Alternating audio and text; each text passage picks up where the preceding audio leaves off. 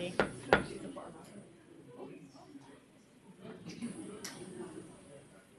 Give it a whack. There you go. Good morning, everyone. Welcome to Thursday, September 18th, 2025 Agenda Meeting of the Minnesota Public Utilities Commission. My name is Huik Wan Ham, one of the 5 commissioners. I'm chairing today's meeting.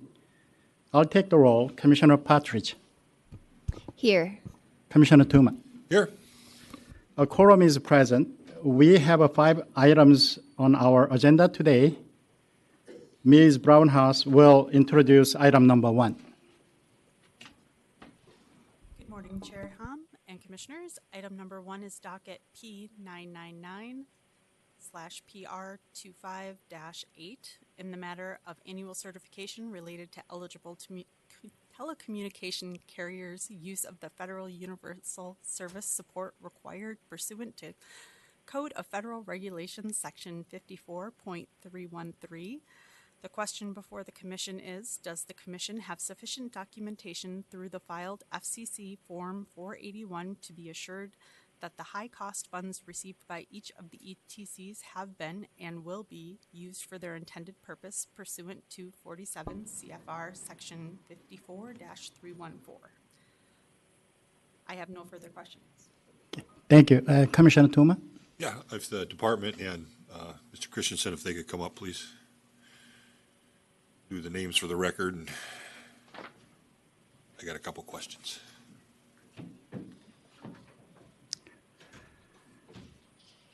So from my right, please speak your name first, and then we can start with the Commissioner Tuma's question. I introduce y'all. You just go down the road. For the record, my name is Brent Christensen, and I'm the President and CEO of the Minnesota Telecom Alliance, which is a rural trade association that represents rural telephone companies. Good morning. I'm Kyle Strayton with the Department of Commerce. Good morning. Lisa Gonzalez with the Department of Commerce. Diane Dietz, Commerce Department.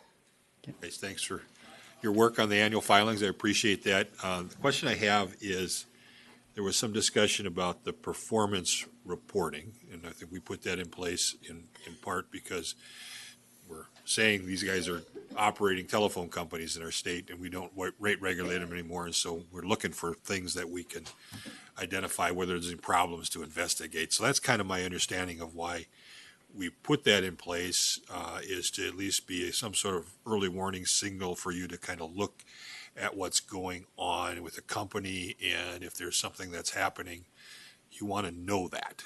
That's my understanding why that's in place. Is that correct, Ms. Dietz? Or Ms. Gonzalez? Chair Hom, Commissioner, thank you for the question. Yes, that is our intention.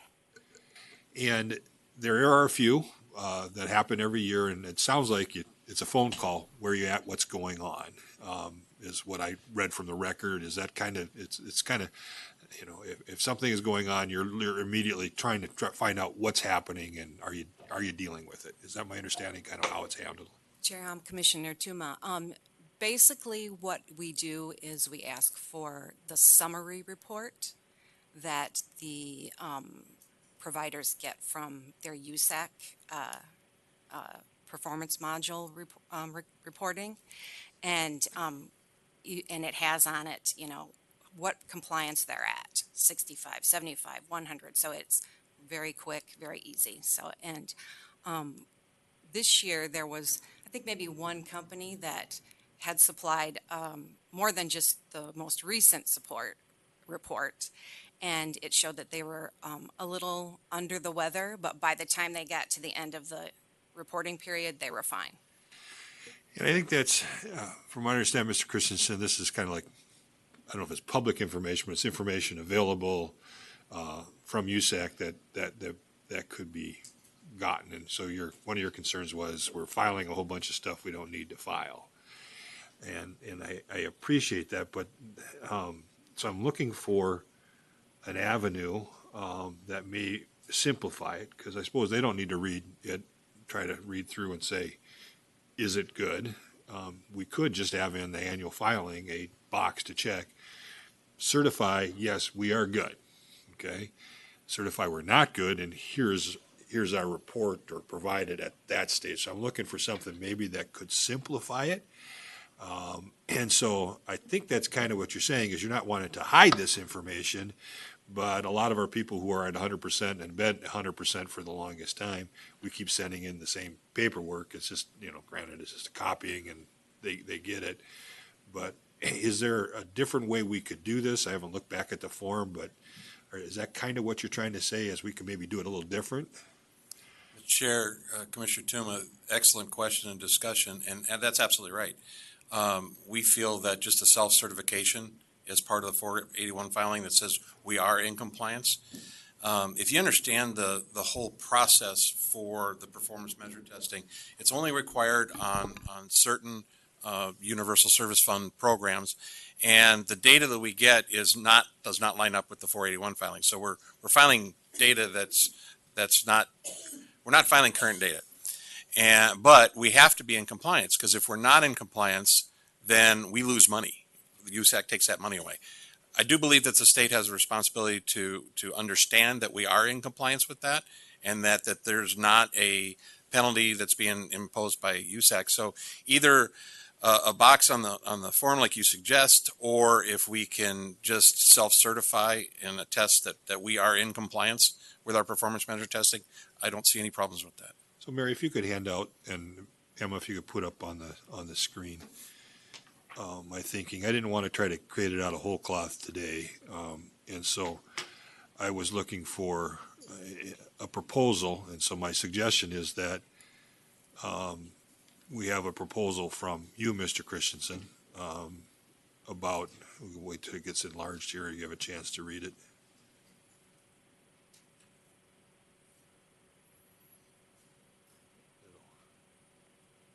She'll enlarge it, and they're reading it now, so.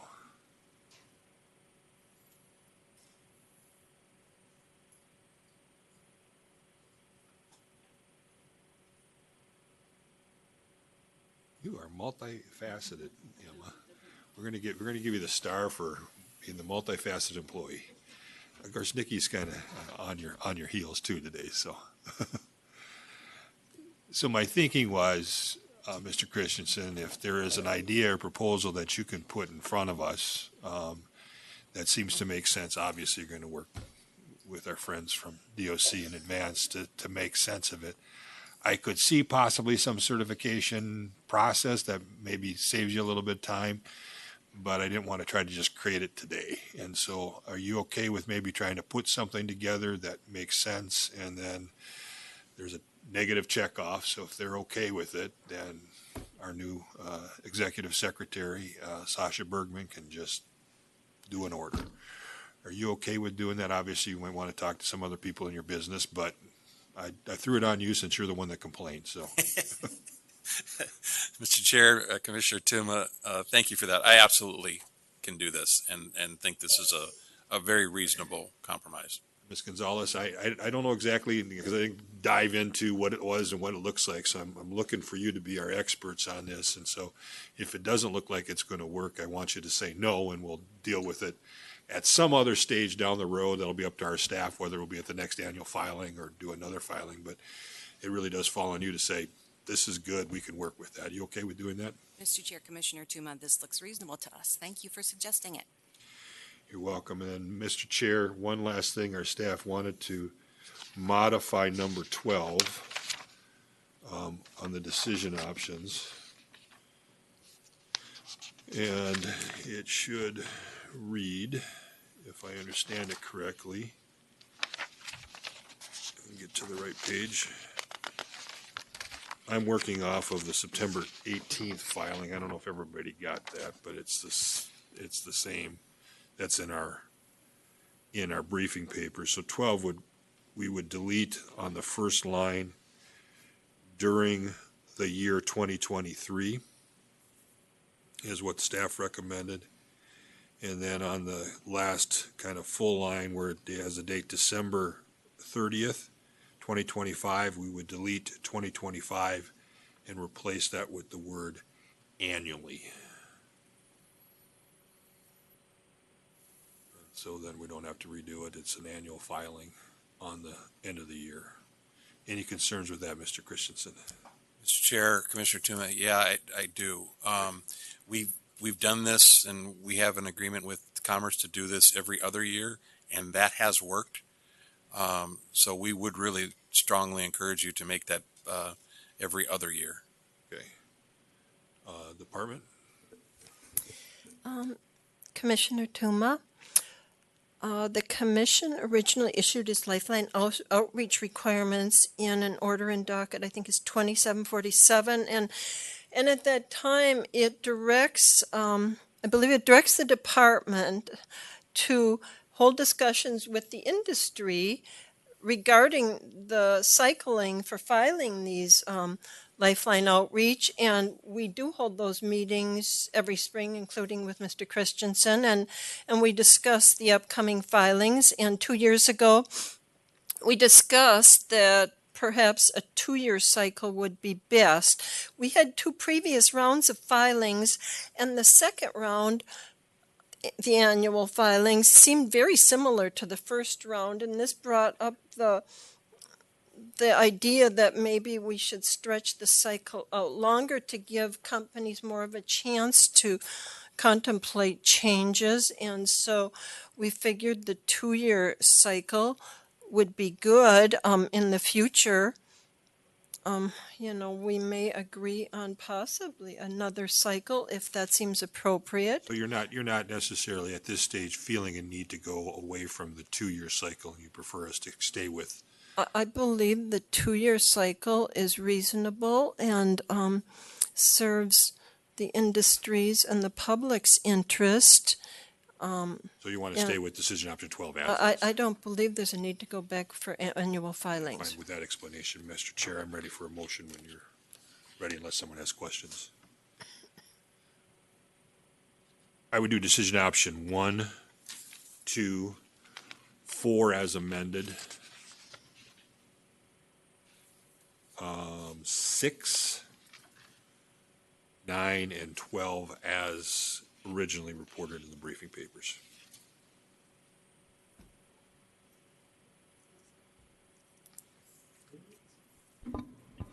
Okay, so is there any discussion of the motion? Hearing none. All in favor say aye. Aye. Opposed? So motion prevail. Thank you. Thanks. Good work, guys.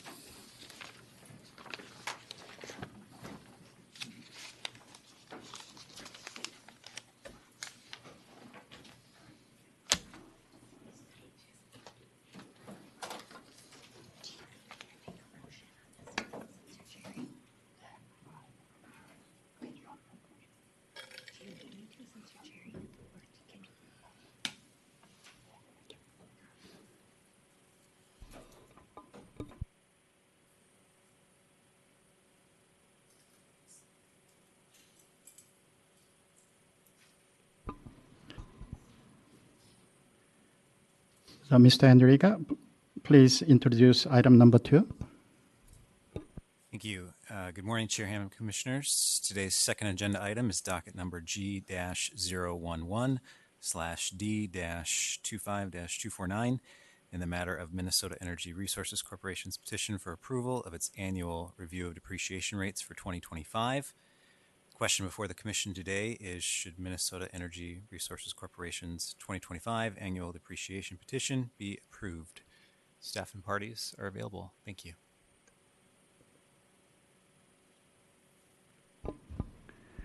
So okay, thank you for the parties. I think typically this item is being sent to a consent agenda. Once again, I tried to review more detail of these financial dockets and every docket since I was I became the consent agenda subcommittee commissioner. So I think after this time, probably we'll go back to potentially consent agenda. But this time, thanks for working extra work on these issues. So I'm more comfortable going into the routine again. Thank you. Thank you, Chair Hom. I have a motion, and I will move decision option 1, 2, and 3. Thank you for the motion. And any discussion of the motion? Hearing none. So all in favor say aye. Aye. Aye. Opposed? So motion prevailed. Thank you.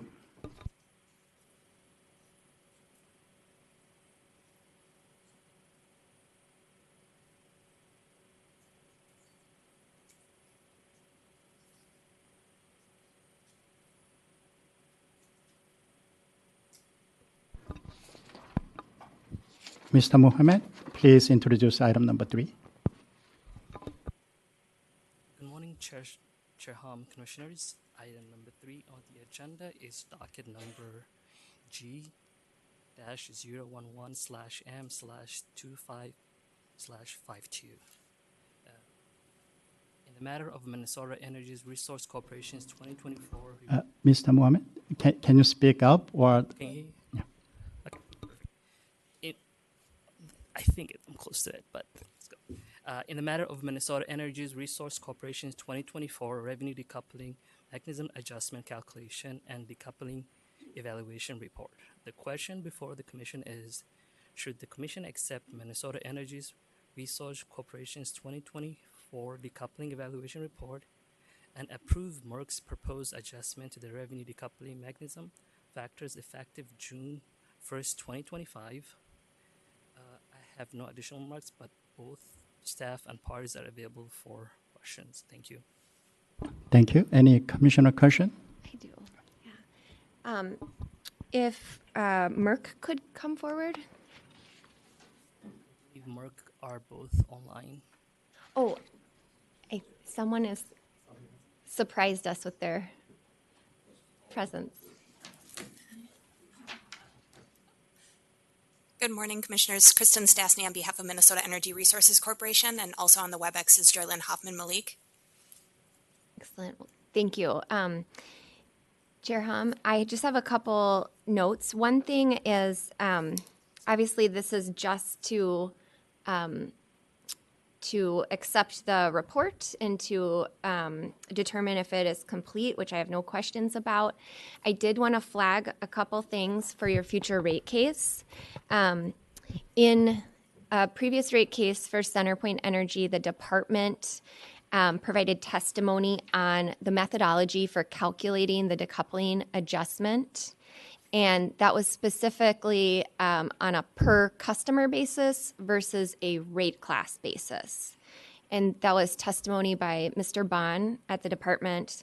I found that to be really helpful. So I just wanted to flag that for Merck ahead of your next rate case, that you might want to take a look at that and see what the department had to say as you decide what your proposed methodology would be, and to make sure that you're addressing whatever you choose to do with your methodology, that you're addressing the points made by the department in that testimony, because I think it applies to gas decoupling mechanisms real generally.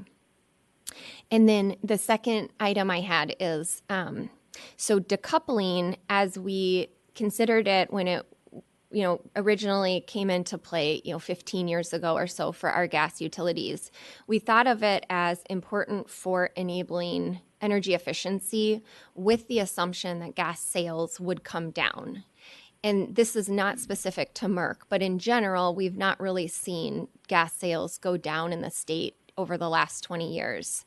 And so I am also interested in really understanding the interplay between gas sales and our decoupling mechanisms. Again, this is not specific to Merck and not a criticism of Merck, but if possible, Mr. Mohammed put together a really nice graph for me to help me kind of visualize how sales were trending on a weather normalized basis, which I found really helpful. So as a request for future filings, if in your report you could include that information with a nice graph of the weather normalized sales by customer class that are decoupled, that would be excellent, and help to provide us some general information about how decoupling is impacting our sales over time. And that is all I have. I'm ready to make a motion. Thank you, Commissioner Partridge. I have one more comment to the Merck filing. While I was reading the filing and then comments and briefing paper, I was a little bit confused because certain table is using weather normalized as an explicit name of the table, but some table doesn't use whether it's a weather normalized or not. So I think consistent that naming and title can help other who is not used to read this regularly can understand better. So in the future, please mark it clearly whether it's a weather normalized and not weather normalized. Thank you. So I'm done. So do you have a motion? I do. Thank you. And I want to say thank you to Mr. Mohammed for going above and beyond and providing me extra data visualization. So thank you. Okay, my motion is decision option number 1 and decision option number 2. Any discussion? Hearing none. All in favor say aye. Aye. Aye. Any opposed? Hearing none, motion prevailed. Thank you.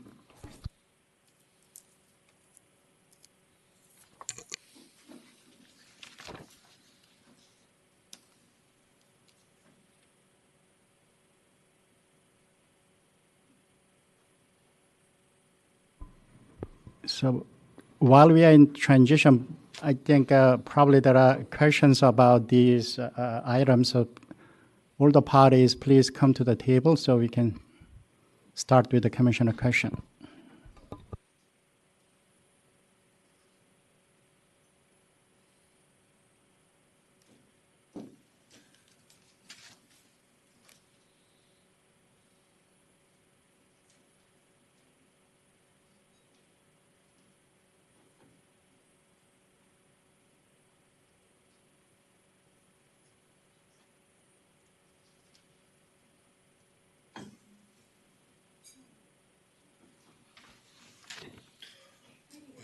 Bring a chair up.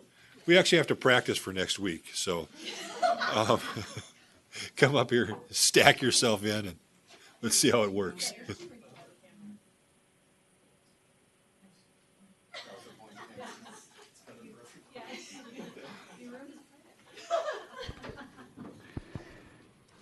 So from my right, please introduce yourself for the records. Good morning, Commissioners. Kristen Stastny on behalf of Minnesota Energy Resources Corporation. Jason Luce with CenterPoint Energy.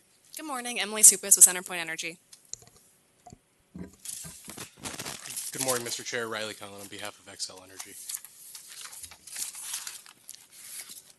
Christine Anderson on behalf of Greater Minnesota Gas. Sydney Lieb with the Minnesota Department of Commerce.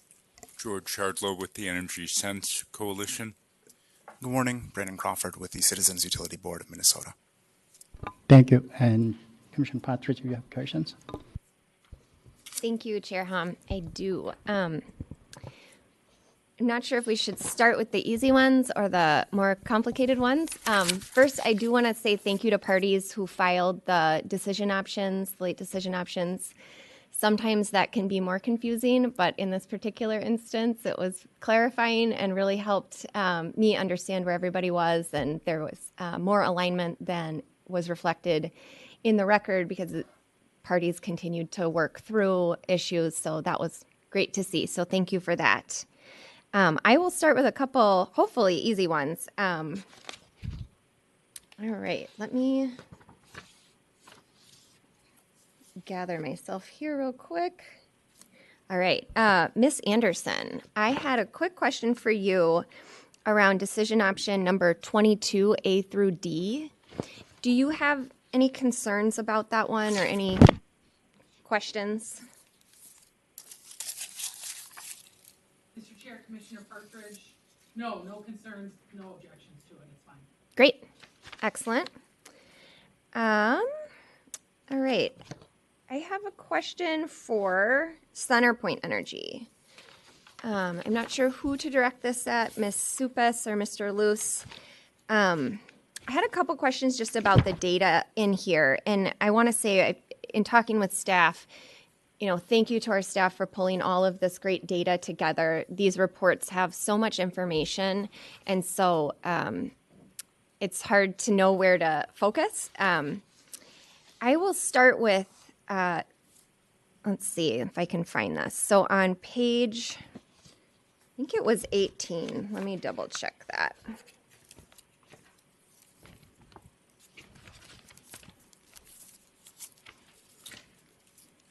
No, it was page 21. I apologize. So on page 21, table 13, staff displayed statistics around the percent of dollar amounts paid as a percentage of payment requested, and then the number of payments made as a percentage of the number of payments requested. And so those statistics were displayed for the non-LIHEAP, non-GAP customers, LIHEAP customers who are not receiving GAP, and then LIHEAP customers who are receiving GAP. And in looking at that statistic, based on my understanding of what it's telling me, it says that only 11% of payments that were requested were made by participants that are in both GAP and LIHEAP. Am I reading that correctly?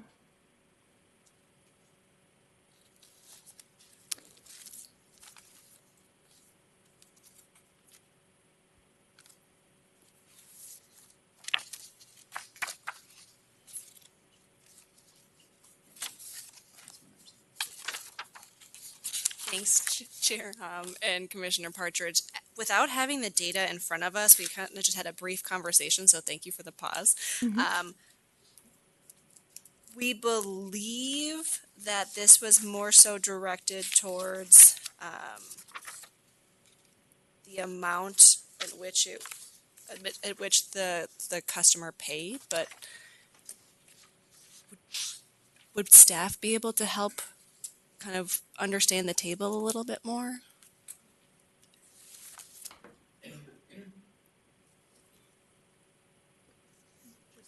Commissioners, while I pull that up.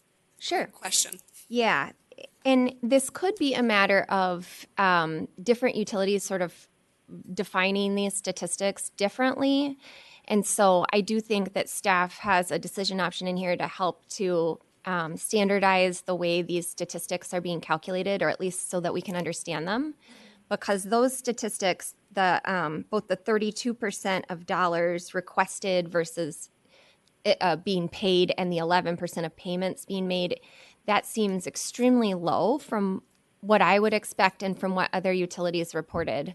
So that just stuck out to me.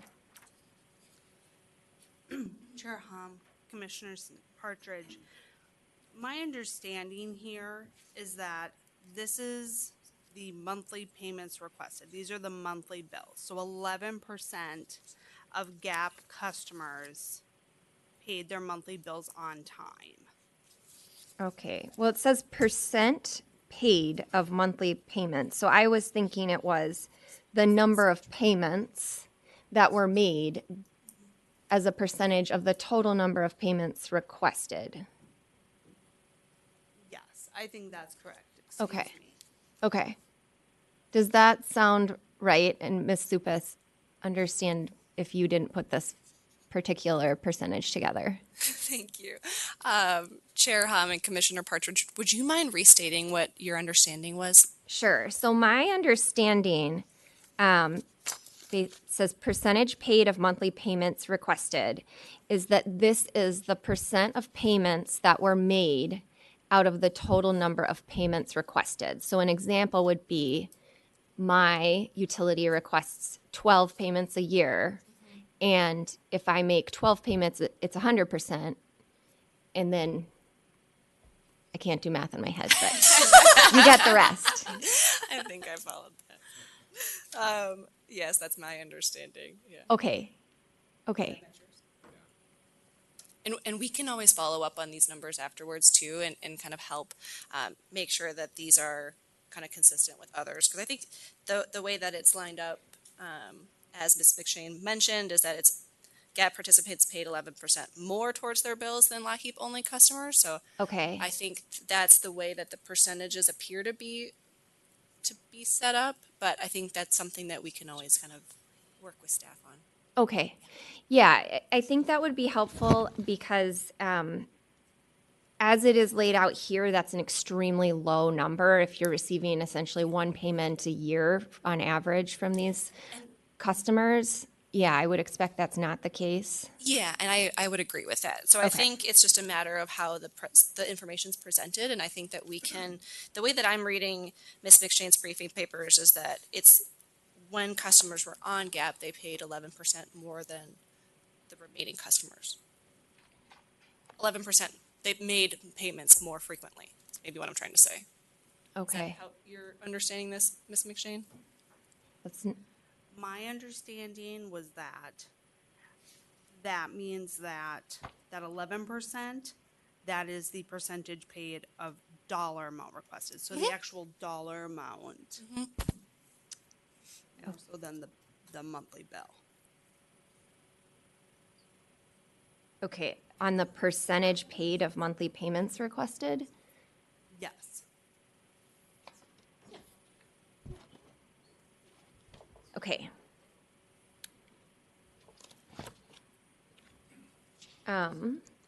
Okay, so I think in general, these are either not labeled very clearly or we are mix and matching statistics.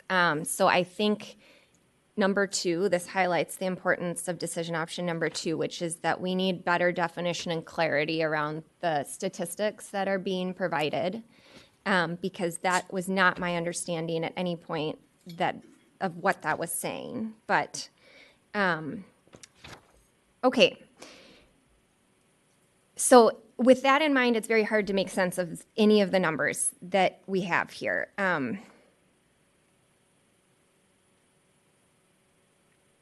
Okay, we'll move on. My next question for Centerpoint is just, it looks like bad debt has gone up quite a bit in 2024 compared to 2023.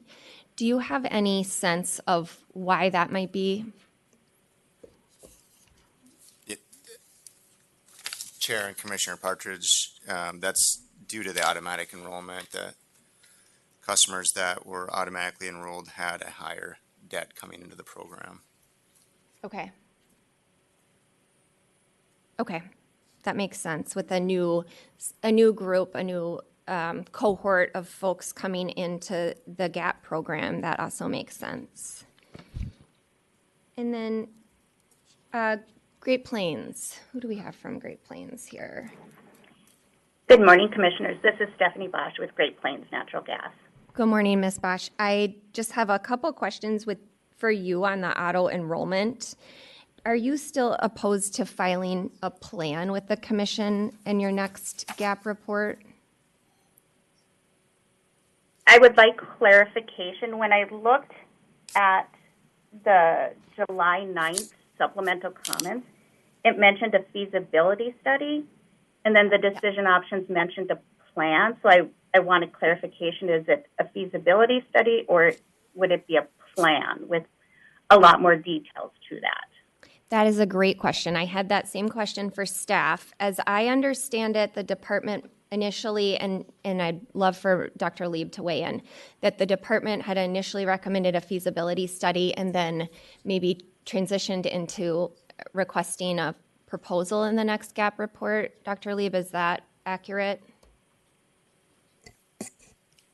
Chair Hom, Commissioner Partridge, yes, that's correct. Okay, thank you. And so, Ms. Bosch, I think the decision option references the current recommendation of the department. And I will just say, I want to point to a couple items. So I think, let me look at this. Table 8, I believe, on page 14. I think this really shows, again, these statistics seem a bit confused, but I think for me, this really illustrates why an auto enrollment plan can be so helpful. And that is that we see such a higher percentage of payments made and amounts of payments that are made among the GAP participants as compared to LIHEAP only participants. And then also, I believe your current GAP enrollment is only, 12% of LIHEAP recipients right now. So that's quite low. And so I will just let you know that I am inclined to ask that you put forth an auto enrollment plan. And of course, if that plan is not in the best interest of your customers and of the public, we wouldn't approve it. But I think based on these two numbers, it does look like it would be beneficial for the Great Plains to have, or for Great Plains to have an auto enrollment process. And I agree. There's benefits to auto enrollment, and participation will increase. My hesitation is around the time and the changes, and then the cost to customers of that. So that's why I was looking for clarification more. Is this a feasibility, or is it a proposal or plan with all of the details? Yeah. Yes, Ms. Bosch, I think it's a full-fledged plan.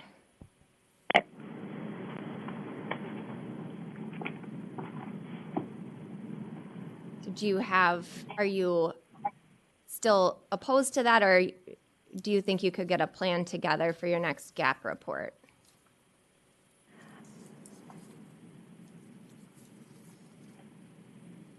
I think it would be a big ask in the next gap report with all of those details, but ultimately, if ordered, we would comply with that. Okay, thank you.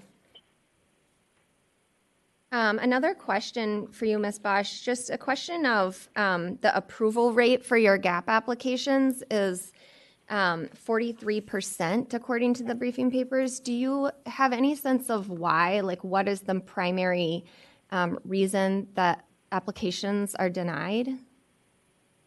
Sure. So when I asked our consumer specialist who works with these customers, she mentioned that the biggest reason is really income, or that they were denied their LEAP. Those were the two main contributors to. Can you repeat that last one? I'm sorry. They were denied what? Sure. They were denied their LEAP application, or their LEAP application never was submitted. Okay. Okay. Thank you. All right. I don't have additional questions at this time, but I'm sure others may. Thank you, Commissioner Partridge. First of all, I need to say sorry and ask for your pardon. I forgot to ask you to introduce docket, Ms. McShane.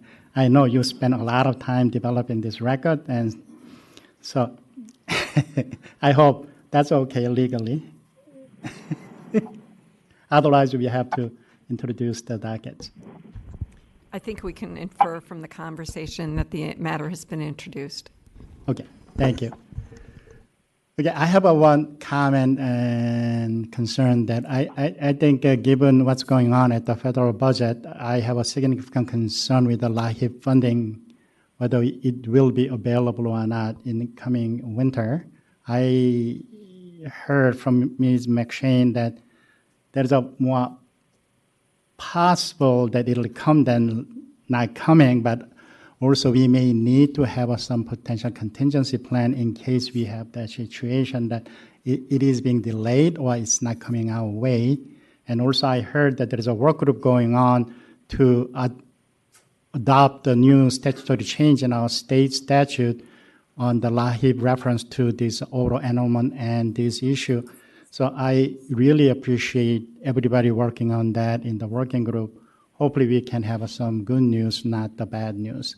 And also, I don't know exact status of the SNAP program, but the SNAP program is one part of the income.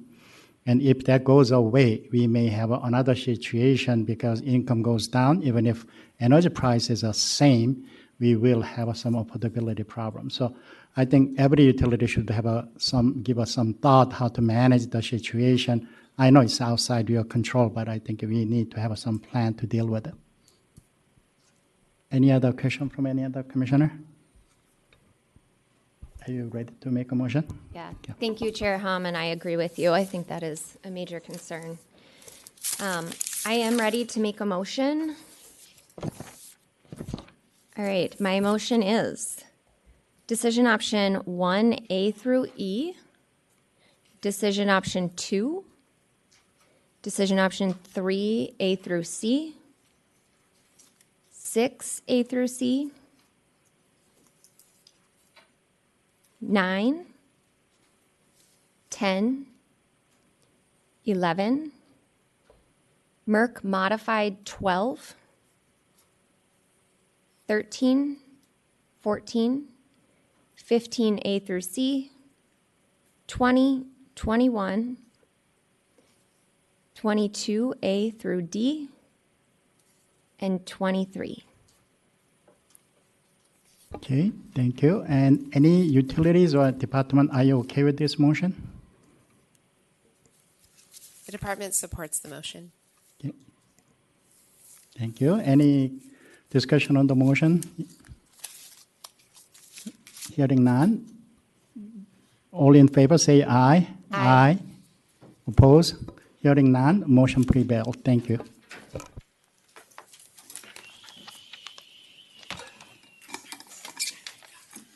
So for the next item, we'll take about 5 minutes. Yeah. So commission is in recess for 5 minutes.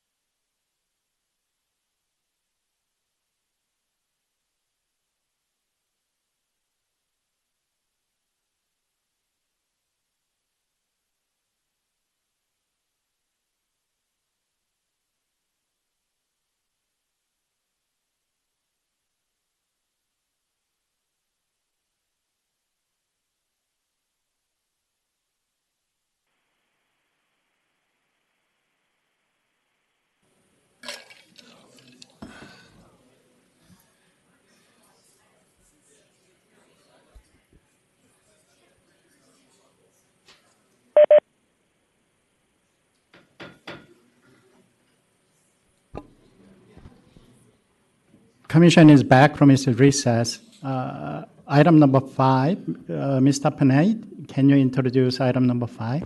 Yes, good morning, Chair, Commissioners. Item number 5 on today's agenda is docket number GS 25-126, and it is in the matter of the application of Lemon Hill Solar LLC for a site permit for the up to 180 megawatt Lemon Hill Solar project in Olmsted County, Minnesota. There are a number of questions before you today. First, does the site permit application contain the information required under the Minnesota Rule 7850.3100? Should an advisory task force be appointed? Should the Commission request that an administrative law judge conduct the public hearings and provide a report with findings of fact, conclusions of law, and recommendations on the project? Are there any other additional procedural requirements that should be considered? And lastly, should the Commission direct the Executive Secretary to issue an authorization to the applicant to initiate consultation with the Minnesota State Historic Preservation Office, also known as SHPO? We had revised decision options filed by Commissioner Tuma 2 days ago. They are in the docket, and I also have printed copies here. And we also have a few representatives, one from Viola Township in the audience, and we have a representative from Layuna sitting down there, and also we have 2 members of the public from Olmsted County, and they requested some time to make some introductory comments. Thank you. Thank you, Mr. Panay. Please come to the table who contact Mr. Panay to make a comment on this docket, and also I think applicant can come to the table.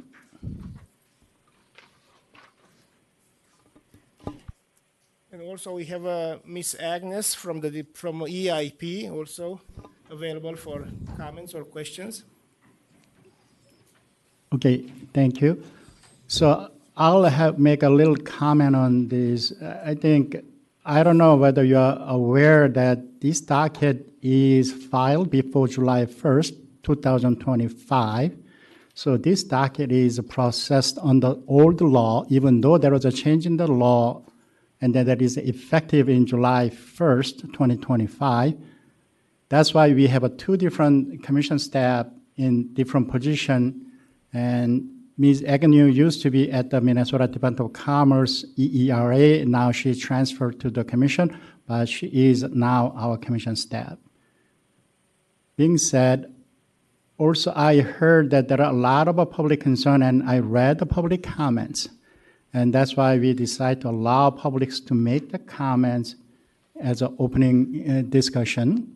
And then I hope this comment should be limited to 2 minutes, so we can proceed this docket with more question and discussion by commissioners. So I'll start with Viola Township Chairman Jim Claveter. Claveter, sorry. So please announce your name for the record after you turn on the mic. Thank you. My name is Jim Claveter. I'm a resident of Viola Township, farmer, and currently serve as chairman on Township Board of Supervisors. Thank you. And you want to speak for this docket, so yes. Yes. Please summarize your opinion in the 2 minutes, please. I will do the best I can there. Yes. Serving as chairman, a lot of concerns have been brought forward to me by our residents or my constituents about number 1, the karst soils, water quality issues that this could pose. To install these panels, we're talking, I believe it's close to 1,900 acres. There's going to be a couple 100,000 of these supports driven into the ground. And in our area, the karst soil types in southeast Minnesota is always a big concern on whether we're talking a livestock facility, ethanol plant, whatever, have all had to be under some strict guidance and some pretty strict rules. manure facility, if they want to put in a manure holding lagoon, they have to dig it out, put liners in, all kinds of things. And our concern is, if you're going to drive 200,000 posts into the ground, in many cases, we've only got 10 foot of soil to bedrock, or less than 10 foot. And we're real concerned about them fracturing this already fragile karst soil types, and what that's going to do to our water quality. It's going to be a direct conduit to our water quality. Of course, we're concerned about the panels, the toxins, the heavy metals that are in those, storm damage, what's going to happen to our groundwater supply. We're also lie right in the heart of the Whitewater and the Zumbro watersheds. Our topography is very rolling. We're concerned about runoff from these things. You know, our containment pond's going to be built.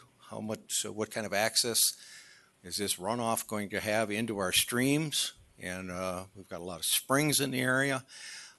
Those issues are all a grave concern to our citizens, and our proximity to Rochester, Minnesota. This project is, you know, less than about 5-6 miles out. Of course, Rochester, we have Mayo Clinic, a lot of businesses.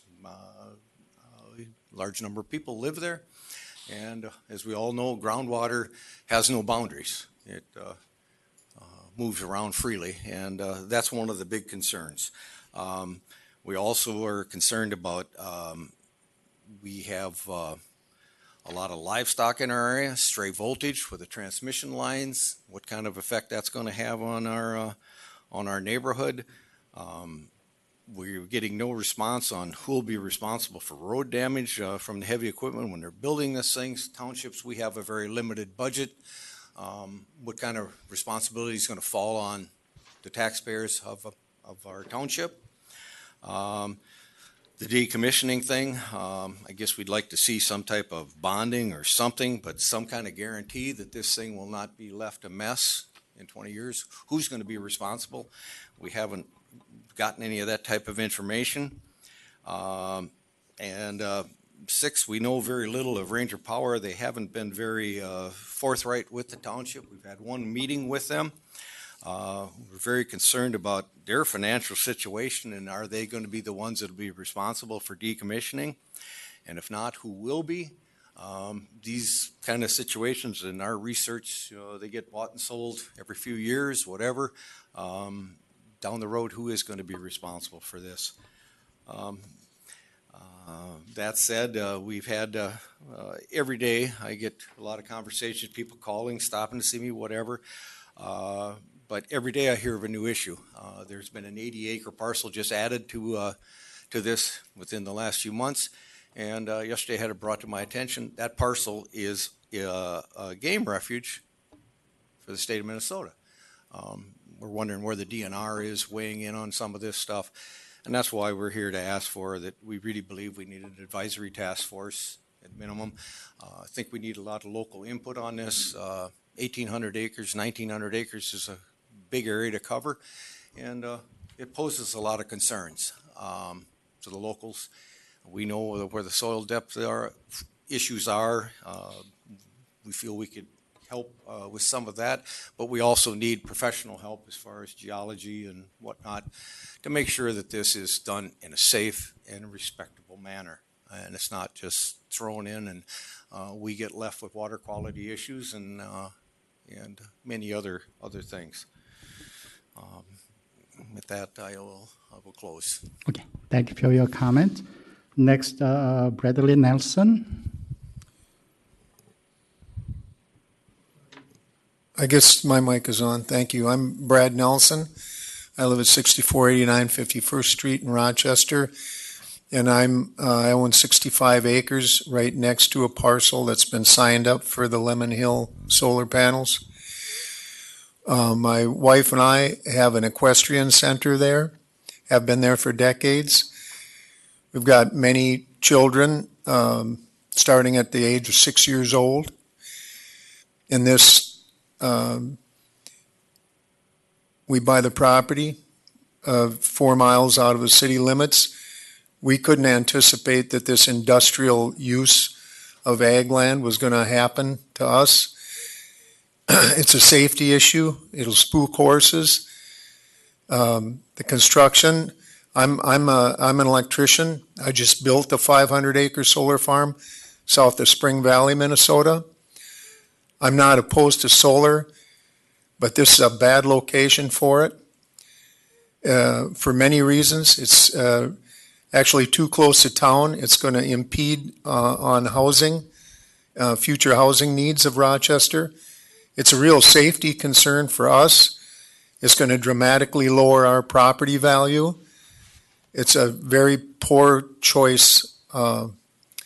Besides the water issues, it's a mess to put it where they want to put it. And they'll sign anybody up, right? They don't care. They'll sign anybody up and throw solar panels anywhere. They don't care where they're putting them. That's their job, is to sign farmers up. So, I don't want it next door to me. There's lots of good places for solar farms in the state of Minnesota to meet Governor Walz's goal of renewable energy, but just to put them anywhere just to meet a goal is a real mistake. And for me, I'm gonna have a dramatic property reduction value in my property value, and who pays for that? I've had other property that was seized under eminent domain by the state, and sure, I lost the title to the property, but I was compensated for it. The state gives these green lights to these to this solar farm. Who's going to compensate me for my loss of property value? And why am I providing the setback for the solar farm? What is it in the state of Minnesota, 200 feet from somebody's house? Well, if I own the 200 feet, I'm providing the setback for the solar farm. If I want to put a building up on my property, I have to provide the setback for my neighbor's property line. I don't understand this. It just runs contrary to common sense. The setbacks aren't reasonable. There's a risk to the children that ride out there. And so I guess that's why I'm here today. I'm asking for some common sense when we build these and where we put them. So thank you for your time. I appreciate it. Thank you for your comments. Next person is Mike Kiff. Thank you, sir. My name is Mike Keefe. I'm a Viola Township resident, area resident. Is it on there now? Okay. First off, I just want to quickly touch on the issues here. I do not feel as though the application is complete. I want to bring to your attention that since the process started, Mr. John Priest has written a letter regarding endangered species, which has been confirmed by the Minnesota DNR.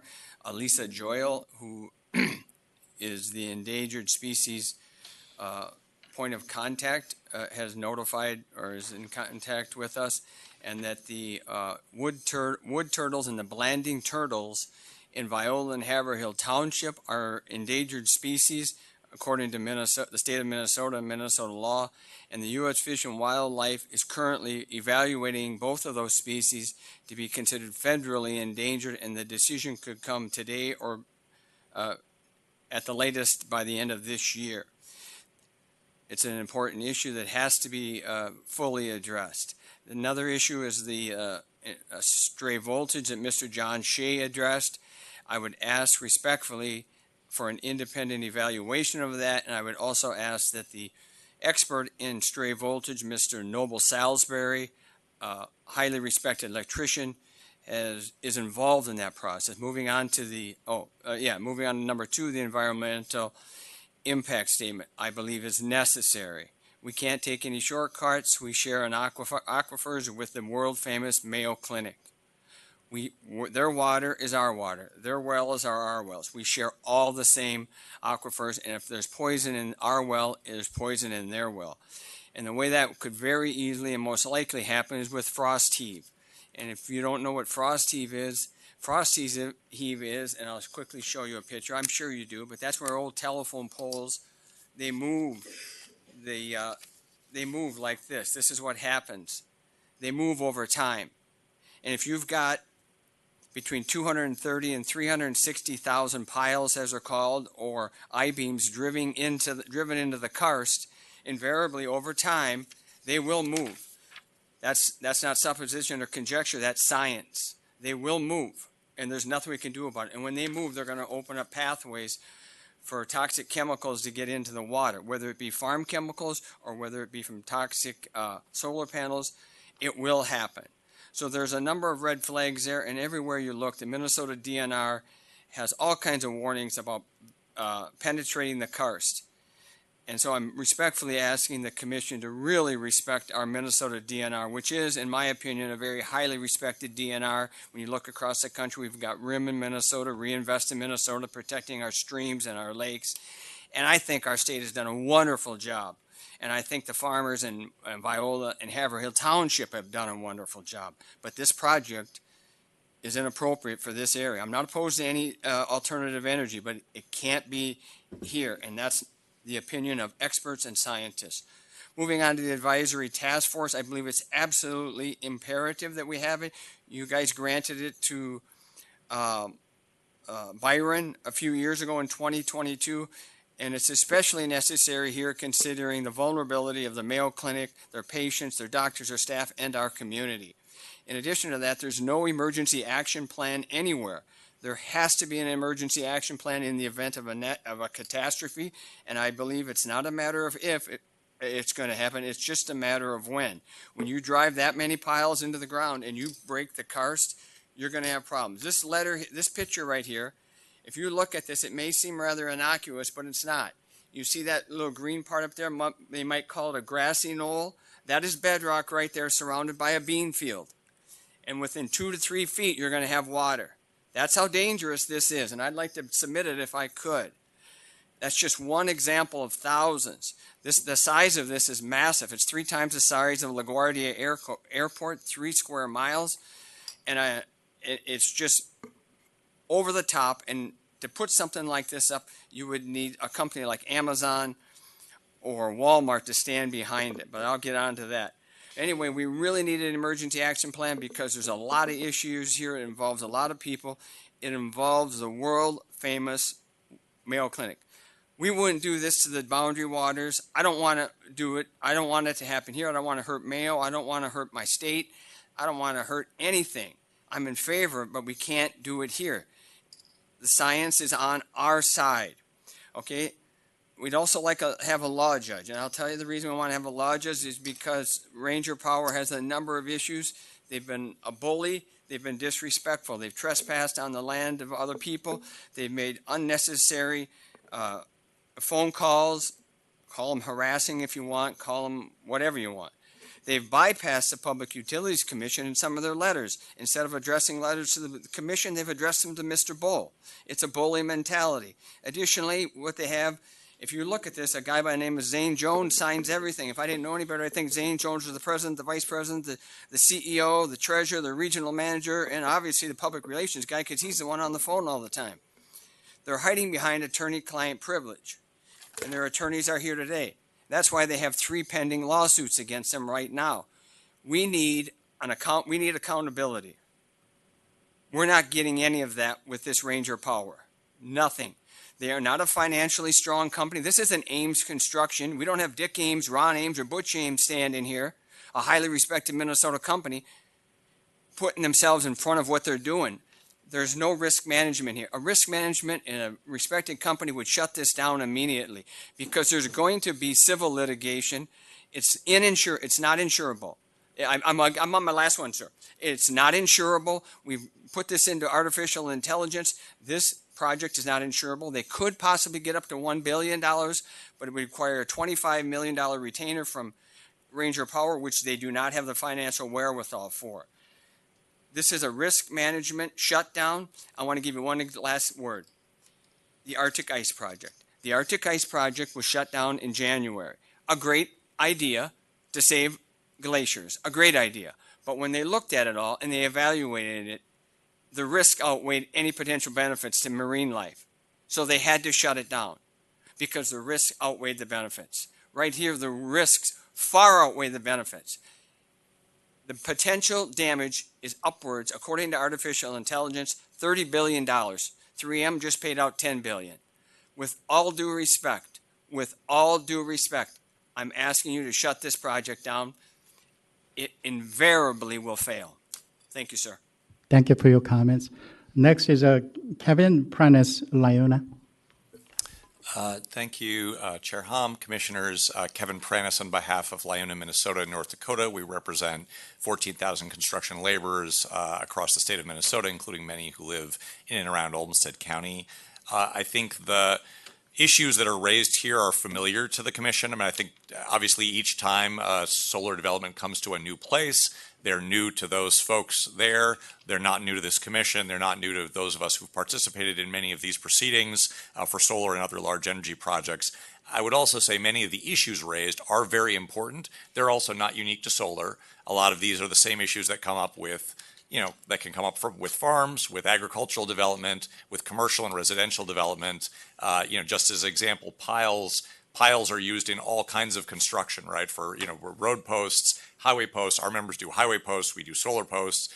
Pile drivers drive piles as part of buildings. And so these are all common construction practices across karst and non-karst geography. These are things we're very familiar with. It doesn't mean it's not important to look at them. It means that it is not, however, unique.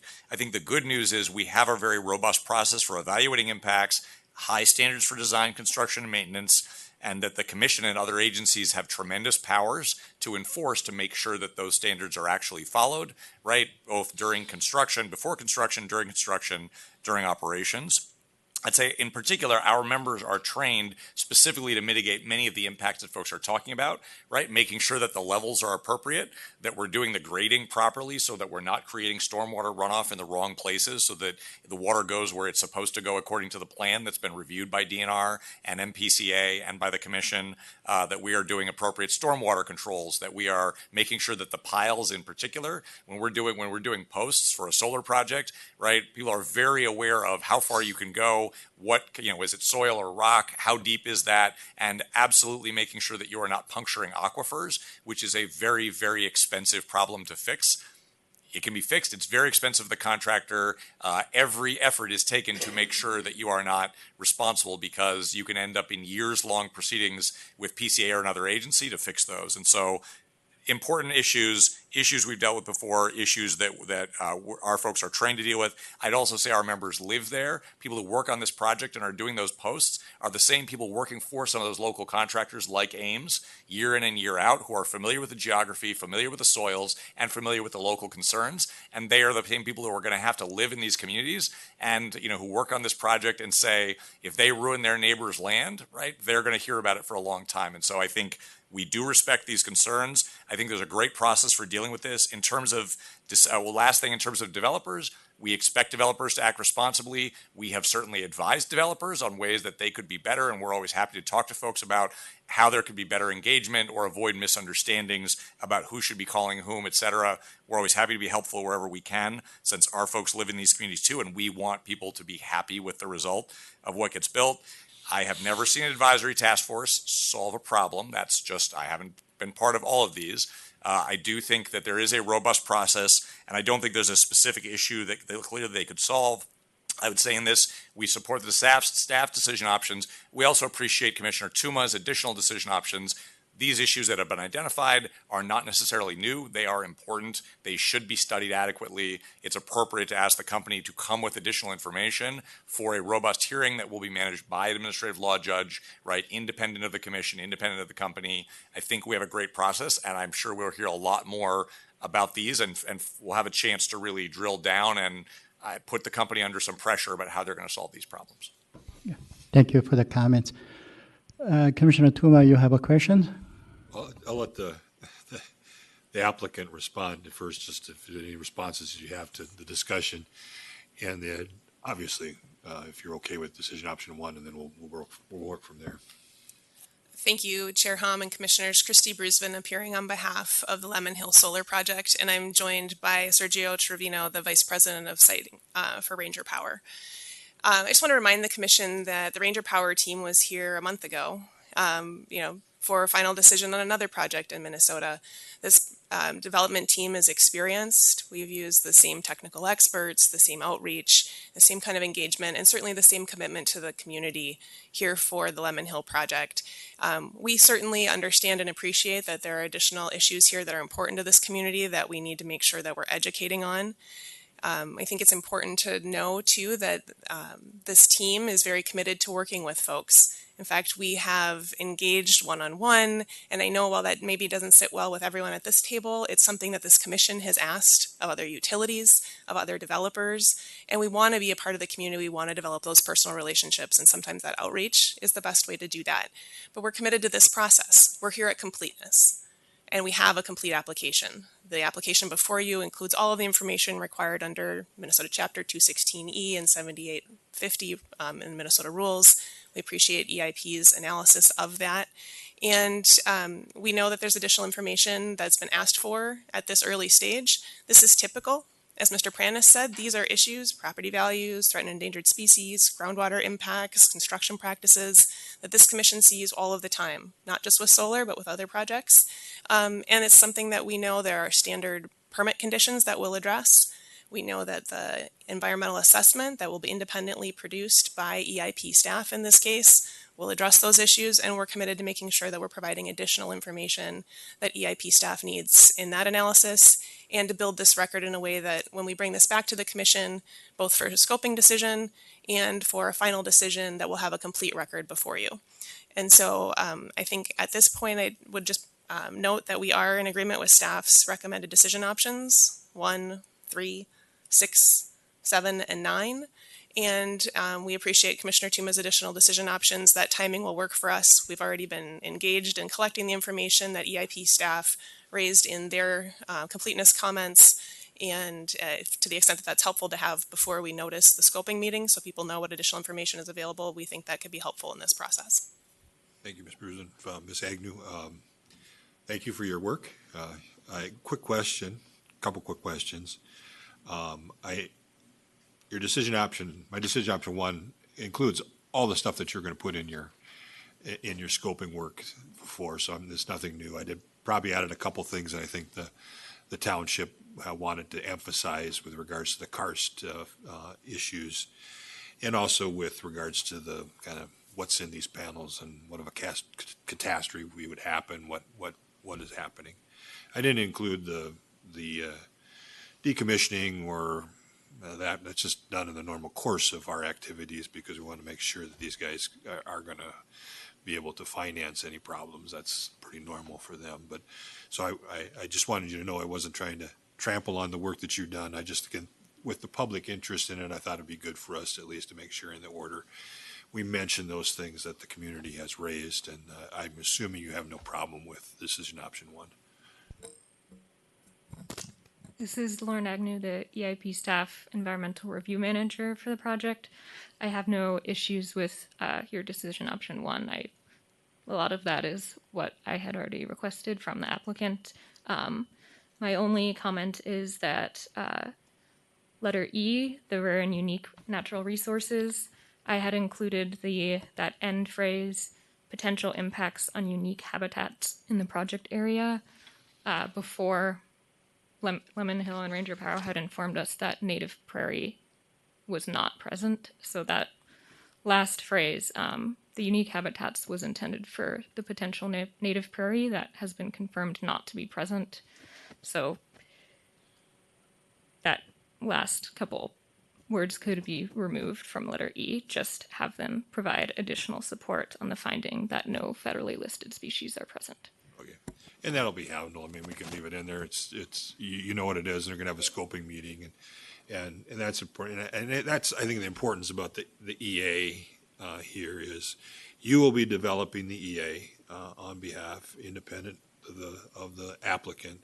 Applicant is responsible for providing you with information, but other people in the community can provide you. And so, if the township wants you to address something, they can communicate with you and say, we really want to make sure this is examined. And you're free and capable of doing that. You're not bound by anything the applicant has. If the community is raising something that's legitimate you will put it in your EA, is that correct? Yes, that is correct. And so, only thing different from an EIS versus an EA is that you don't have a draft of the EA for people to comment on. You basically have given the information, you send it to us, and that is going to be essentially the final EA that we will examine. That's the big difference, right? Yes, that is the difference between the two. And the applicant has made a choice to go down this route. They have a choice to go another way, but they made this choice that speeds it up. The legislature says they want this business to be doing what they were going to do quickly, and that's what we're trying to make sure accommodate. One of the, I guess, differences is this: people don't get to take a shot at the draft EA that you put up. There's still the risk, though, that if we get to the end of the process and we're not satisfied with the EA, they haven't given you information that's necessary, we find additional information that should have been in there. At that stage, I can send it, or we can send it back for further analysis. So there is a review of the EA, the environmental assessment. It's going to be as robust as if we were going to do an EIS. It just puts at risk the timing of the application if it's not done well. And typically what I've seen in the past where we have sent it back, it's not because you've done anything wrong, it's because the applicant hasn't given you good enough information. And so my understanding, that's the way it works. You understand that. When we get that final decision, we have to assess whether your EA has given us everything we need to know. And if we don't feel like it has, it can get bumped back, and it looks practically, from a practical basis, no different than an EIS. Is that your experience?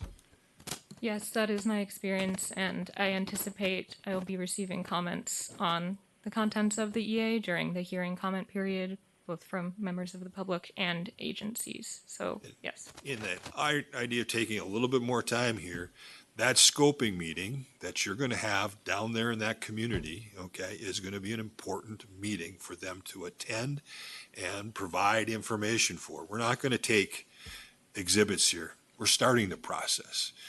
Okay, at that stage, there will be things that can be offered as exhibits so that the administrative law judge can put them into the record. That's the administrative law judge's job, is to make sure evidence is in the record so that we can examine it.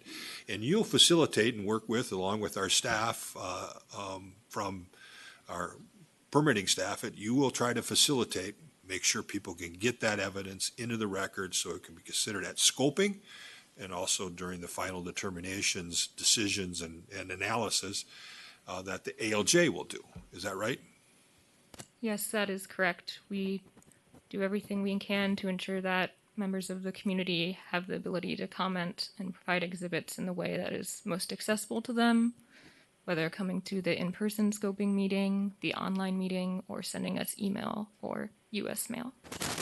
And then I'm going to expect that you're going to be leaning a lot on the DNR and the MPCA in the development of your EA. Because I'm going to guess, I don't know, maybe you are, I didn't check your resume, you're not probably an expert on karst topology and driving pylons around karst area. You're going to really rely heavily on their expertise and the information they bring to the table with concerns regarding that. Is that my understanding? Yes, Commissioner Tumare, you're correct. The Minnesota Department of Natural Resources, the Pollution Control Agency, and the Department of Health have already been made aware of this project, and they are ready to participate in the scoping comment period and provide their expertise. Unsurprisingly, because we've been doing this for a while, unfortunately the community has their first experience at it, we expect them to be our experts in this area and always have been expecting them to be our experts in this area. And you're going to make sure that they are bringing information, not just that they're aware of it. We expect them to help us out, and that's your expectation, isn't it not? Yes, that is my expectation. And the last advisory task force, yes, we've appointed, we understand it exists, but typically an advisory task force have helped us on occasion, Mr. Pranis. I hate to disagree with you. They do provide some help when they have an assignment that we can give them that means something. Typically, it's a power line where we're going through a community, and there's 2 or 3 different options that for us we're concerned about. And so an advisory task force kind of makes sense in that situation because we have the power of eminent domain on that power line, okay? And we could take property from people in those situations. Here, we're not taking property. My understanding is that all the landowners that are going to be participating have voluntarily participated, and there has been an analysis about what is available within 5 miles, my understanding, Ms. Brusman, of that facility with regards to where you're going to be putting it as far as prime farmland, all those issues. You've done sort of an analysis and said, here's where we need to be, and here's the assessment, and these are willing landowners. And so there's not really an alternative site someplace in the vicinity. Mr. Chair and Commissioner Tuma, that's correct. All of the landowners participating have voluntarily signed agreements with Lemon Hill to participate in the project. And we have looked at alternatives from a prime farmland perspective. And as you're aware, the legislation has changed, so we don't actually look at alternate sites for solar projects anymore. But that analysis and that look at the landscape is all included in the record, and I'm sure will also be analyzed as part of the environmental assessment. Typically what we do is to help you out in doing your analysis is to do an advisory task force. If there's something they can do, are you seeing anything from your experience of doing these that make any sense for why we would do an advisory task force at this stage? At the present moment, I am not. I believe that, staff recommendation option 7 is also how I agree. Yes. But if something comes up, you're gonna make us aware that if something comes up that makes sense for an advisory task force to be appointed, you're going to come to us, but we're going to rely on our normal process to let people have an input about whether this project should go forward or not go forward. But if something comes up, you're going to let us know, and we can, at that point, appoint an advisory task force at any time through the process. That's your understanding, right? Yes, that's correct, Commissioner. And I appreciate that. This is going to be a challenging project. I understand that. Ms. Brusman,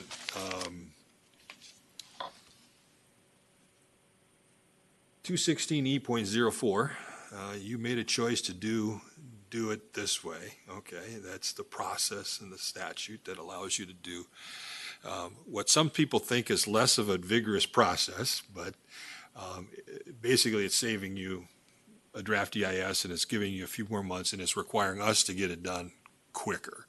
And that's your right as an applicant to choose that course of action. And that's my understanding of the statute. That choice is yours. I don't know if I have an ability to tell you not to do that. That's the way I read the statute, but you can correct me if I'm wrong. Mr. Chair, Commissioner Tuma, that's correct. The legislature sets forth that solar projects are eligible for alternative review under 216E, which is what we have chosen here, and that's the same process this commission has used for all of the other solar projects that's permitted in the state. And it's going to require a vigorous discussion. You're going to be there at the scoping meeting. You're going to be welcoming individuals, working with them to make sure any concerns they have, they can get it in the record, both at scoping and in front of the ALJ. You're going to try to be cooperative and working. I don't view this as an adversarial relationship, but it is something you carry the burden of proving, and you also carry the burden of making sure you're working with the community. I assume that's the attitude of Ranger. Mr. Chair and Commissioner Tuma, that's correct. And, we look forward to the opportunity through this process to both engage and educate and to build the record so that we have information on all the topics that have been important to members of the community when we come back here for final decision. And who is Ranger? Help me out. Who are you? Where are you from? Who's your parent? How you're related to your parent? Give me some background so I kind of know, but because we've had you in front of us before, but let us know. Good morning, Chair and Commissioner Tuma. My name is Sergio Trevino. I'm a Vice President of Siting for Ranger Power. We're a utility-scale development company based in Chicago, active throughout the Midwest. We've got multiple projects that have been permitted, constructed, and are fully operational. As our attorney pointed out, we have recently been before you on another project, and I hope we demonstrated in that project a lot about how we approach development. We want to work with the local communities. In this case in particular, we held an open house in February, several months before we even filed this application. We've had outreach with the county on an official level, informally, but still. We've reached out to other members of the community, and we'll continue to make ourselves available to answer questions. Obviously, now the formal process has begun. We know there'll be a scoping meeting, and you're absolutely correct. We plan to attend that meeting, be available to answer questions and address all of the issues that have been raised today. Our view is, these issues. Not all of these issues are present on all projects, but I didn't hear anything that is highly unusual, and we expect the state to address that in a very thorough way in their report. That's been our experience on the previous project. And just to address a little bit more about who Ranger Power is, we've got a core team of developers who've been doing this for a very long time. I've been in the industry for 15 years working on developing renewable energy projects. We're 100% privately owned, an American company. We have a partner, Desiree, who owns these projects for the long term. We do the development work and then seamlessly transfer the projects to them for the construction and operations phase. So we plan through our partner to own this project for the long term. Own and operate.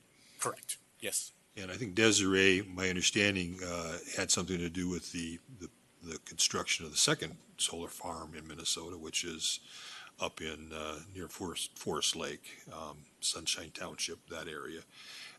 Same relationship to the company? I mean, I know it was a different labeled company, but how is that, the owner is, I think, Community Power or something like that.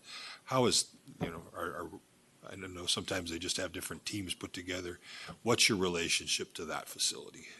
Yes, Mr. Chair and Commissioner Tuma, I do want to be a little bit careful. We were not involved. Ranger Power was not involved with that project. That is a Desiree project, but they worked on that completely independently of us. And so I don't want to speak too much to exactly who the developer was. I don't really have that knowledge, but I can tell you that we were not involved with that. But Desiree has been in Minnesota. They have participated in this process.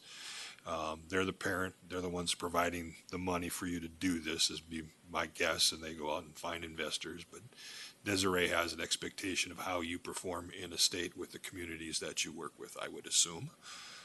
Mr. Chair and Commissioner Tuma, that's absolutely correct. And I would point out that they are involved with us right now. They know that we're here today for this hearing. They are aware of everything that's going on with the project. We're working with them very closely from now. We actually feel that that's one of the benefits that this partnership brings to our projects is we are very experienced and capable at development. They are very experienced and very capable at owning and operating projects. What's unique is we are able to work together from the very beginning of development, and that carries a lot of consistency through the development, construction, and into the operations. So Desiree is not a silent partner in this by any means. They're an active partner overseeing what you're doing. That is correct. And I think that's the same, I would assume, the same way they treat the facility up in Forest Lake. Ms. Bruce, I don't know if you know that or not. I don't actually know that, Commissioner. I would assume so. They have been a good. I've asked my staff how they did. And they said they've been a good neighbor up in that area, and being the second one out of the chute, they made sure that a lot of things were done, I think, up and above expectations of the community, and we really haven't had any long-term outstanding complaints in that facility. I would hope that they would look at have the same attitude with Ranger as they work on this project down in Rochester. Road damage was raised. I know that has come up in other projects, Ms. Brusman. Townships typically worry about roads a lot. I'm a township resident, pay a lot of attention to what my township is doing, very active, go to our annual meeting every year, so I get the governance. So what is in the permit, and will you be willing to work with the township on developing appropriate permit conditions on road damage? Mr. Chair, Commissioner Tuma, absolutely. One of the standard conditions in the site permit is to make sure that we have appropriate agreements with the road authorities to cover any damage to those township roads. I would note that solar development is much different than wind. There are far fewer heavy or oversized loads. But nonetheless, we will absolutely work with the local road authority to make sure the roads are well maintained and repaired if needed. And then, if you can do me a favor, I hope you will do this. Typically, our permits or our process requires you to put the permit at a library or whatever. Can you make sure that all documents and filings that you make are sent to both townships? And so that they can keep a physical copy of those documents available to their township residents to come and look at. In particular, I want you to highlight the vegetation management draft that you put in the ag mitigation plan so that they can see that and understand the importance of those two documents going forward with regards to prime farmland. I had a chance to drive the community. Nowhere do I understand it as well as they do, okay? But I did see a lot of signs about no prime, no solar, protect prime farmland. And so one of the keys of dealing with that and addressing it is the ag mitigation plan and the vegetation management plan. Ms. Rusman, is that something your client can make sure that is highlighted for them as you provide documents to the townships? Mr. Chair and Commissioner Tuma, yes, we'd be happy to provide a hard copy of the site permit application as well as all of the appendices, which include the plans you just outlined. And we can work perhaps with Ms. Agnew to make sure that the environmental assessment in hard copy goes to them as well. Excellent, thank you. I saw her nodding, so that we'll make sure that they get that. And then good neighbor agreements. Are you trying to work with neighbors and develop good neighbor agreements? I don't know if that is part of your plan with this project. Mr. Chair, Commissioner Tuma, at this time, we are conducting outreach to members of the community and trying to understand their concerns and do what we can through the development process to address those concerns. We have not to date offered any good neighbor agreements, however. Are you open if a landowner comes to you and says we would like a good neighbor agreement if offered to you? I think we're open to discussing anything that they're interested in, and I think we would take it certainly on a case by case basis. We want to make sure that we're addressing concerns, and if this is if a good neighbor agreement is something that might address some of those concerns, we would certainly consider it. And I would hope that even if they do not do a good neighbor agreement with you and they have a concern, say protect this tile line, visual impacts, setbacks with regards to their property, that they want to be addressed in the permit, even if they don't sign a good neighbor agreement, okay? I would hope that you would help facilitate that information being brought in front of the commission so that we could include it in our permit, that you're not going to demand from them a good neighbor agreement and then we're not going to do anything for you.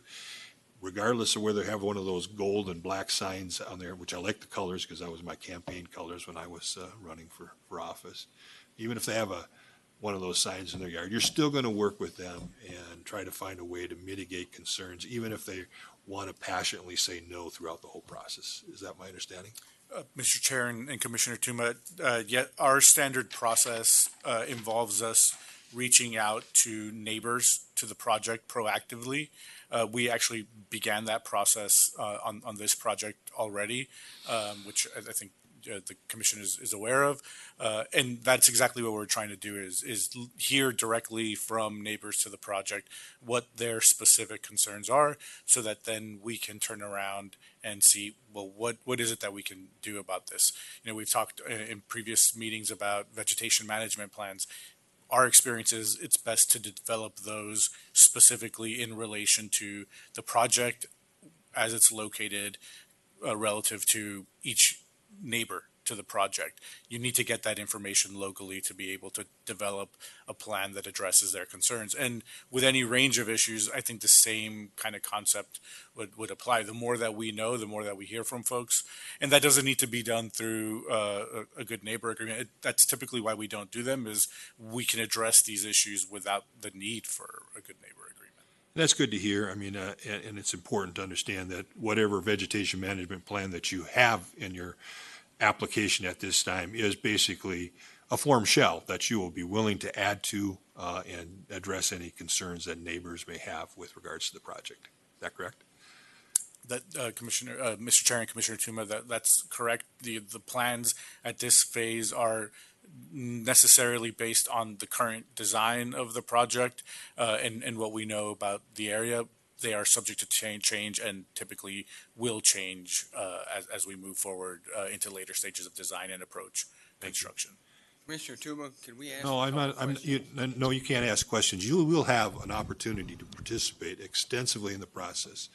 This is my chance to make sure things are done right. And so if you have a concern, you can bring them through the process, and we want to make sure that happens. I have a question for the board chair, and I appreciate you being here. I remember the first time I came to this silly building in the middle of St. Paul on the third floor of a Ramsey County. It's like, who are these crazy people that have a huge amount of impact on my community? I actually came here for a telephone issue when I was a state representative back in the early 90s. And I was like, what on earth is this place? Okay.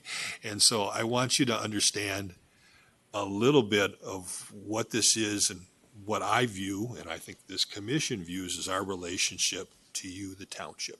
Okay.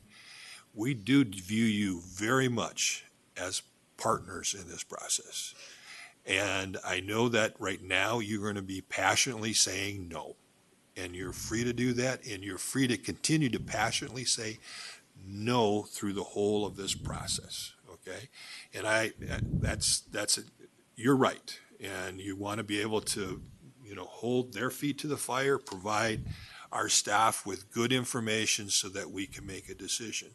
But I think you struck on and you understand what is happening here. The legislature has taken away your individual authority at townships and counties to do land site issues, and they gave it to us, and there was a reason for that. Okay, it was to go around not in my backyard, and I know that you're not doing this as not in my backyard screaming. You have good reasons, and like I said, you understand the landscape far better than I do. I had a chance to drive through your beautiful community.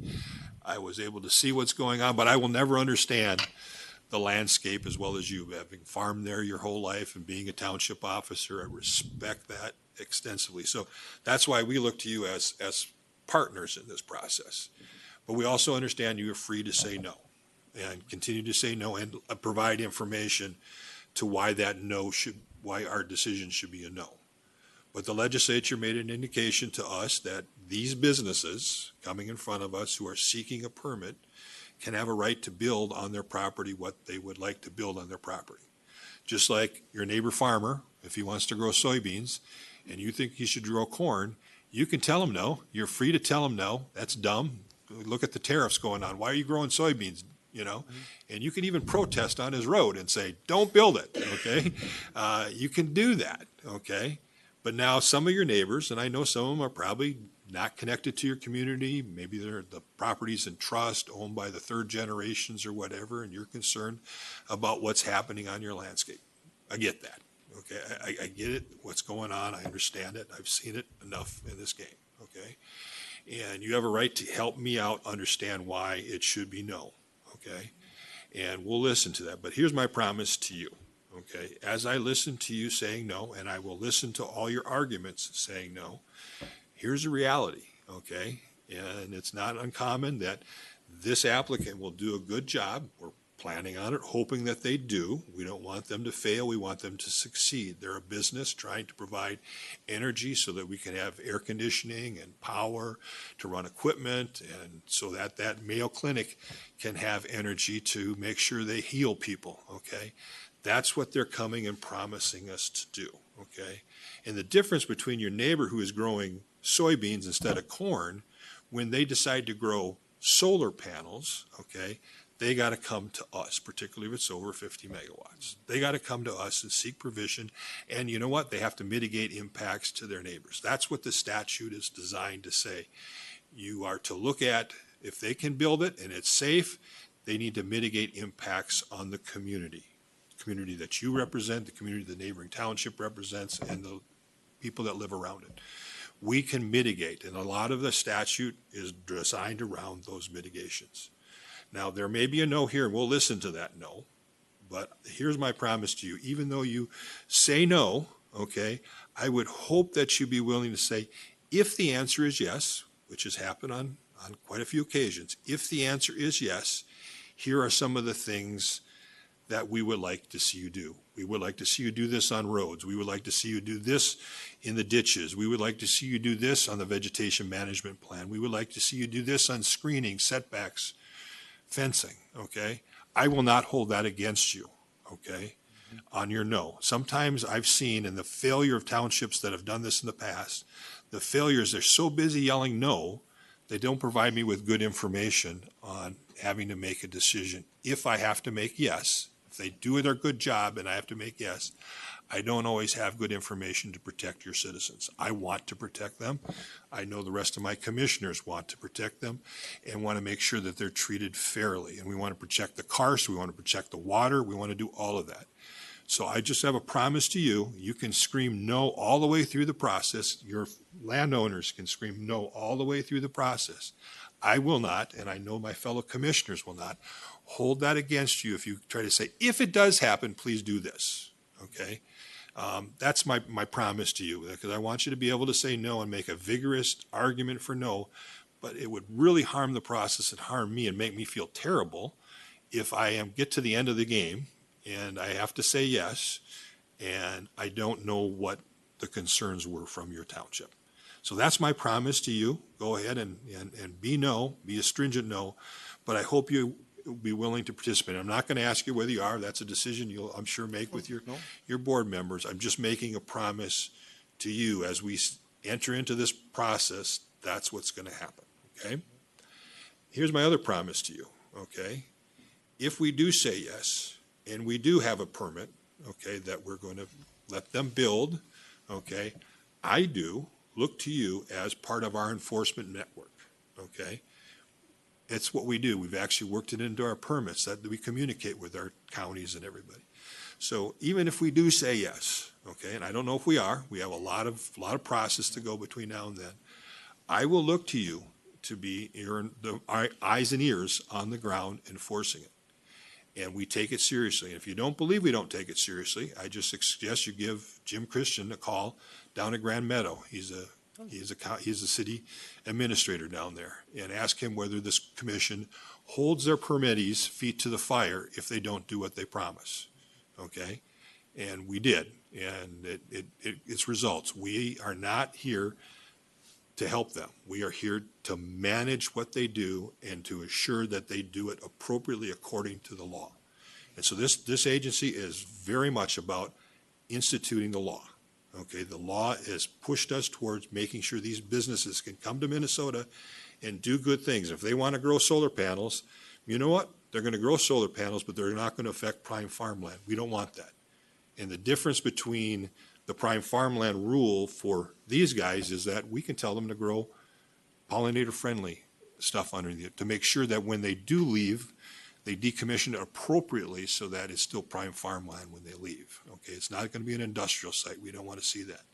And so that's what we're going to do, but we really do rely on your eyes and ears. So I hope that even if we might not do what you want, we can still have a positive relationship going forward in enforcing a permit that we have. So that's my commitment to you. I will not hold it against you. If you scream at me all you want, no. That's not my style. I'm sure. Yeah, that's okay. I got that, and be vigorous about it. Tell us no, and get the evidence in the record. So can I say you something? Can ask any questions or say anything you want. A comment I have is about. Oh, excuse me. So this is not about the public to ask a question to the applicant. This is the process to decide whether they met the statutory requirement for the application process. You will have a plenty of time to ask that question. If you had a concern with any process in between, you can contact one of our staff or our former EERA, our commission staff nowadays, and they'll help you to make sure that your voice is heard, your voice is recorded in the official record. So as Commissioner Tuma mentioned, that we can reflect your opinion in official way. However, but this is not a venue to ask and back and forth discussion about this. And I'm not looking at that. I just wanted to make a quick comment on the working relationship. He stated they only had one meeting, and that's true. And that's where there's been a lot of animosity with the citizens. We haven't had feedback. Setbacks is a big concern of people, and what he's stating here is not what we're experiencing in real life. And there'll be time to make sure those I just processes, wanted that's the to put that process on is the being record. set up now. Yeah, okay. Thank you, Commissioner Partridge. Thank you, Commissioner Hom. Ms. Keller, I know this is uncommon, but I have a visual I want to pull up. Ms. Agnew put this visual, it's a process map in her supplemental comments on August 5th. I think this will give a better visualization of the process. We are at step one. I understand that you have not had, as stakeholders, community members, landowners, you have not had a sufficient opportunity to weigh in on the project, and that is normal at this stage. This is step one. As Chair Hom just stated, we are here to determine if the application is complete. We haven't even begun to dig into these substantive issues around the geography, the geology, the landowner impacts. That will come later, and you will have multiple opportunities to provide input. And as Commissioner Tuma has said, we really hope you do. I'm sure you don't spend your time watching our hearings where we approve projects, but I will tell you that we make all kinds of modifications to permit language that is specific to landowner concerns, community concerns, geology, wildlife, etc. And I have no doubt that if we determine that this project should be approved, we will have many of those to put into the permit there. And we get those from you all through this extensive process that Ms. Agnew has created this lovely graphic, or pulled this lovely graphic, if not created it. And there will be many opportunities for you to weigh in to this process. So I want to say we understand that if this was the end of the process, it would be completely insufficient, but it's not. This is the very beginning, first step of the process. And at this point, you now will begin to provide really substantive feedback throughout the process that will be transcribed into a report by an ALJ. It will be communicated to us by our staff, and then we will come back here, I think twice again, to talk about this project. And so I just wanted to give a high-level step back on this is the overall process. No one's approving this project, nor are we endorsing the project and saying that we think this is a great place to put it. We haven't even begun to investigate that yet. This is simply to say the application is complete, and now we begin the really hard work of hearing from the public, the landowners, the DNR, the PCA, health department, and figuring out, is this project going to work? Is this in the public interest? And what are the permit conditions that need to be in place to make sure that this is safe and healthy and good? So just at a high level, I wanted to reiterate where we are in the process. And to Commissioner Tuma's point, if you continue to oppose the project, that is perfectly fine. We really hope that you will provide your expert knowledge on the local impacts that a project like this could have, so that our experts can take that into consideration and make sure that that comes to us at a future meeting. And I don't have any questions. I just wanted to provide that process information. Thank you, Commissioner Partridge. Yeah, I think once again, I need to reiterate this. This is not a place for debate the merit of the project. Today, we are trying to discuss the future process so you can have a lot of opportunity to make your input to this process. I understand your frustration, but please be patient, and then making sure that your frustration and your concern into the official record in this official process we just saw here. Particularly, Commissioner Tuma mentioned that scoping meeting is a very critical. You have to give every information to Ms. Agnew so she can find right information from the applicant so we can have a good information to consider this project in the future decision-making process. Can I just ask one question on the procedure? I'd like this chart. I'd like to know where I can get that, or do you have copies? Would like that. Definitely, we will make sure that you have a copy before you go home today.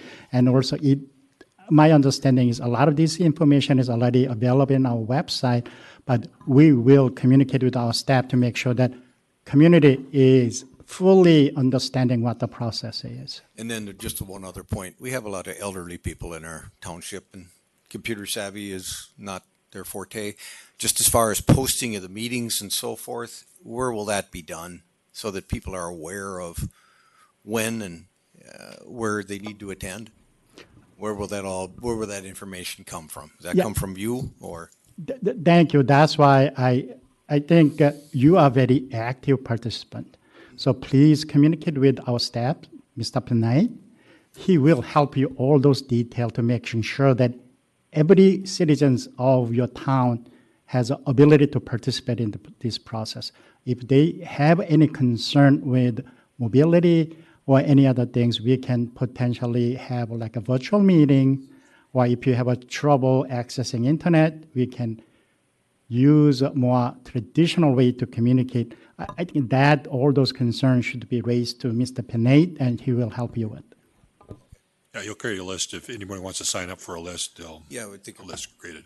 So we could, just so that we know the meetings are in our area, because it is, traveling up here is not for everybody in our The good township, news as you is well know. Ms. Agnew has to come down and do the meeting in your area, Yep. and the ALJ will be in your area. So if you know of a good venue that it could be at, Yes, we do. they would love to know what that is, because they want to make sure that people can have access. That's the whole purpose. I think our town hall would work sufficiently. I'm sure that would be just fine. Chair Ham, if I can respond, yes, we will, beginning today, after the commission decides on this application completeness, we'll be working with the applicant on finding a proper venue, and we will be issuing a detailed notice of the public information and EA scoping meeting, and we will include a process flow diagram with that notice that tells the various milestones of the review process and where we are and opportunities to comment. So that will be, and that notice will be sent to all landowners, adjacent landowners, affected landowners, and also published in the local newspaper, and also posted on our commission's e-docket system. And also, we send the local library will have a copy also. Thank you. And that notice will be issued at least 10 days, I try more, in advance of the in-person meeting. Just one more comment about, we are a rural farm community too. These hearings, can we make it work so that it's not in real busy times for farmers? Typically, all our public meetings are held at 6 p.m. They go from 6 until 9. I'm thinking, the months of October and November are bad for farmers, along with May. Well, I'm just saying, is it something that Okay, we can help so- facilitate? Thank you. And I hope applicant will communicate with the township leaderships to making sure that you will find within our process timing frame. We cannot just accommodate every concern you are having, but within that time frame, they will find the best time to have a public meeting. It's on their best interest to have the meeting when everybody can attend. So I think they will find a way to set the time. However, it has to be within our time frame. We have a statutory time frame to consider this issue, so please understand that too. No, thank you for just hearing us out. We are very rural and. And it's important. It's important to point out this business wants to do it. We have a permitting process. The legislature says get it done fast. I mean, there is a requirement that we do it, but we want to do it thorough. We've done this before, and usually there is enough time to be doing it thoroughly. They've heard your concern. We want to make sure that we do it, but we have a timeline. They filed an application. Now this business is telling us to get our act together and do it quickly as possible, but we also want to do it thoroughly, and so that there's a balance there. The legislature has made it very clear to us what we should do, and so we will do this pursuant to the law, and that's what we're guided by here. And so the law is very clear on how we're supposed to treat these businesses going forward. So we hear you. So Mr. Chair, I do have the decision motion, if you're ready. Yes, please. So I would move my revised amended 1 decision option, or option 3 then, as part of the motion. Number 6. And then number 7, take no action on the advisory task force at this time. And then number 9, which is the authorization for SHPO. Thank you for the motion. Any discussion? Hearing none. All in favor say aye. Aye. Oppose? Hearing none, motion prevailed. Thank you for attending our commission meeting, and today's meeting is adjourned. Thank you.